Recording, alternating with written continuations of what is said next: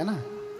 तो माला लेकर के जप ही करते रहते हैं। आप सारनाथ में जाएंगे तो मणि चक्र लगा होगा, ऐसे घुमाते हैं और क्या कहते हैं, ओम मणि पद्मे हूम, ओम मणि पद्मे हूम, ओम मणि पद्मे हूम। स्वयं बाबा साहब इसका जप करते थे। जब उनसे कोई मिलता था तो नमस्कार के रूप में भी इसका प्रयोग करते थे। जब कोई कहता था नमस्ते तो कहते थे नमो ओम मणि पद्मे हूम। बौद्ध उपासना पाठ में स्वयं अंत में जप के रूप में बाबा साहब ने ओम मणि पद्मे हूम लिखा। डॉक्टर अंबेडकर और संस्मरण और स्मृतियां नानक चंद्र रत्तू की किताब है, सम्यक प्रकाशन से छपी है, उसमें भी इस प्रसंग का वर्णन आया कि बाबा साहब ओम मणि पद्मे हूम का जाप करते थे। क्यों? क्योंकि ये बोधिसत्व का मंत्र है। कौन से बोधिसत्व? अवलोकितेश्वर बोधिसत्व का मंत्र है। स्वयं बाबा साहब बोधिसत्व हैं, इसलिए बोधिसत्व का ही अनुकरण करते हैं। बोलिए भगवान बुद्ध की। इसलिए बोधिसत्व का मंत्र जाप किया। उसके कारण और भी हैं। क्यों मैं ऐसा कह रहा हूं? क्योंकि जब उनसे पूछा गया कि आप ऐसा क्यों कहते हैं, कहते हैं कि नमस्ते में अगर देखा जाए तो नमस्ते का संधि विच्छेद करेंगे तो क्या होगा? नमः अस्तुते क्या होगा? बाबा साहब ने नहीं लिखा, मैं बता रहा हूं कि उसका क्या होगा। उसका विच्छेद करके नहीं बताया, मैं बता रहा हूं कि नमः अस्तुते।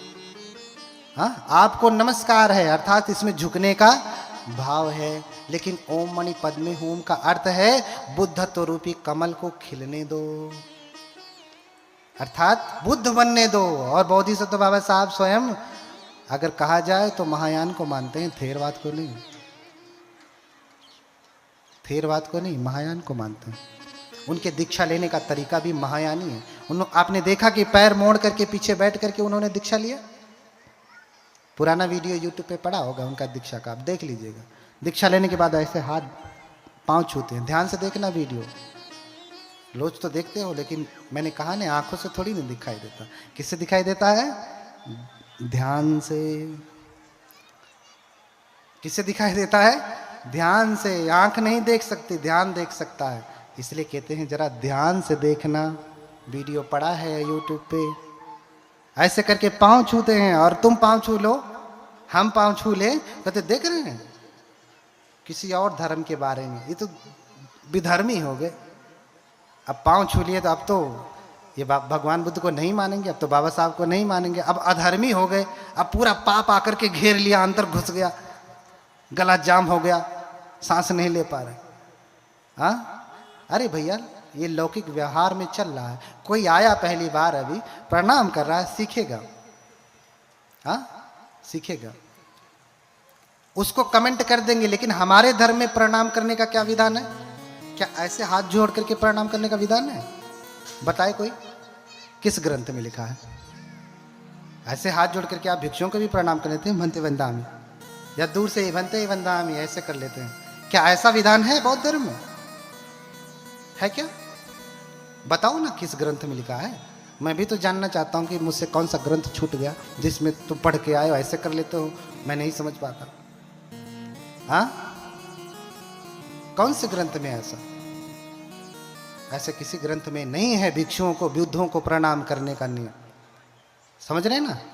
आप आपस में भले करें नमो बुद्धाय, जय भीम नमो बुद्धाय, लेकिन भिक्षु को जिसकी आप शरण जाते हैं, संगम शरणम गच्छामि, उसको आप ऐसे करते हो और अपने आप को बुद्ध कहते बैठते हो। हाँ, अपने आप को बुद्ध कहते हो, ऐसे प्रणाम करते हो। हाँ, ऐसा प्रणाम का विधान नहीं है। पंचांग प्रणाम का विधान है, साष्टांग प्रणाम का विधान है, त्रिवार वंदन का विधान है। अभी हमने क्या किया? पंचांग प्रणाम किया। यहां बहुत सारे लोग आए होंगे, उन्होंने त्रिवार वंदन किया होगा, पंचांग प्रणाम तो कोई नहीं किया होगा। साष्टांग की तो बात ही छोड़ दीजिए। तिब्बती लामा को देखिए, वो हमेशा साष्टांग वंदन करते हैं। साष्टांग वंदन करते हैं हर दिन 500, हाँ 500 बार, नहीं तो कम से कम 108 बार तो करते हैं। बोध गया में जाके देखिए, अभी त्रिपिटक का कालचक्र जब पूजा आएगी या त्रिपिटक संगायन का आएगा जब समय, भीड़ लगे रहेगी। उनके अपने अपने बने हुए हैं, वहीं प्रणाम करते हैं हर दिन। तो तो भैया तुम ऐसे प्रणाम करने का विरोध करते हो तो क्या तुम त्रिवार वंदन करते हो जब जब मिलते हो? तो उससे पूछना चाहिए, प्रश्न आपसे करना। जो ऐसे करने पे बड़ी आपत्ति करता है तो उससे कहना कि तुम बताओ कि ऐसा करने का विधान कहाँ है, कौन से ग्रंथ में है, त्रिपिटक के, या कौन से देश में ऐसा है? कौन से बौद्ध धर्म में ऐसे करके प्रणाम करते हैं? चीन में, जापान में, ताइवान में, कोरिया में, श्रीलंका में, म्यांमार में, थाईलैंड में, बताइए कौन से देश में करते हैं? पूछना उनसे। हाँ, इसलिए भगवान को त्रिवार वंदन किया जाता है। अरे तू हाथ को क्या सीने से लगाता है? अपना माथा पटक, जिसमें अहंकार रहता है। जब तक अहंकार नहीं छूटेगा तब तक तू बुद्ध बनेगा कभी।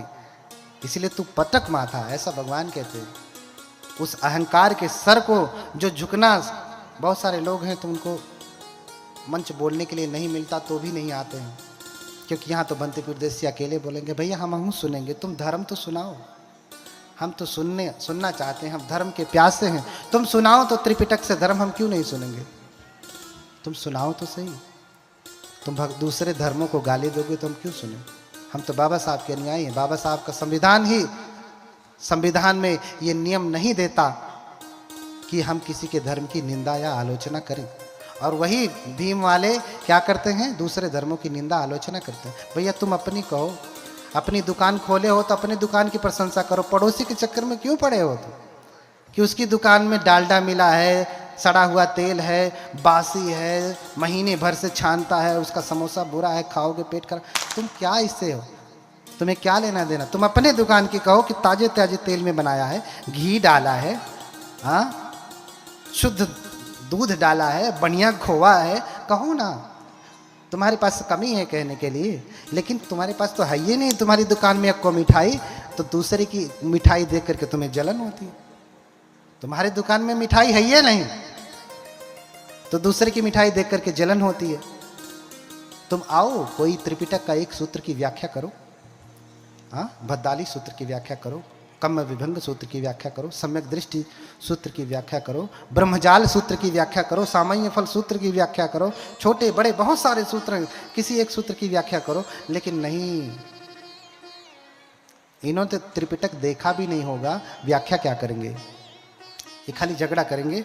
इसलिए मैं बार बार यही कह रहा हूँ कि उनकी बुद्धि खुले, जाने कि भगवान बुद्ध करुणा का, मैत्री का, शांति का धर्म है, और तुम उन्हें क्रांति वाला बना दिए हो, ठीक विरोधी बना दिए हो। भगवान बुद्ध की मूर्ति लगा करके दूसरों को गाली दोगे तो किसी को अच्छा लगेगा?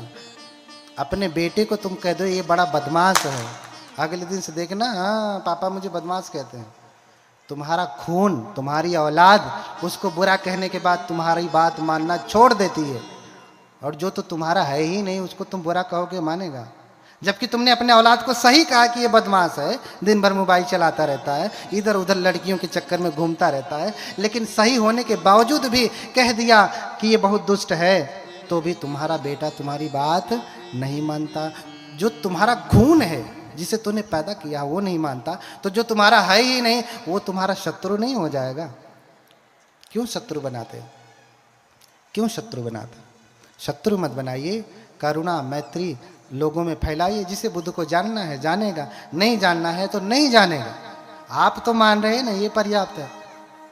हाँ, ते तादि से पूजे ते निबुत वकुतो भय निसक्का पुण्यं संखातुम इमे तामिति के नचे।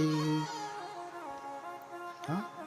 तो वो पुण्य इतना होता है कि उसे इतना इतना इतना इतना करके नहीं बताया जा सकता। इमे तामिति के नची, वो जो पुण्य आप पूजा करके, बुद्धों की, अरहतों की, श्रावकों की पूजा करके आप जो पुण्य अर्जन करते हैं ना, वो पुण्य इतना इतना इतना करके नहीं बताया जा सकता। बहुत पुण्य है। क्यों? क्योंकि अपमयो बुद्ध सगुणम, बुद्ध का गुण असीमित है।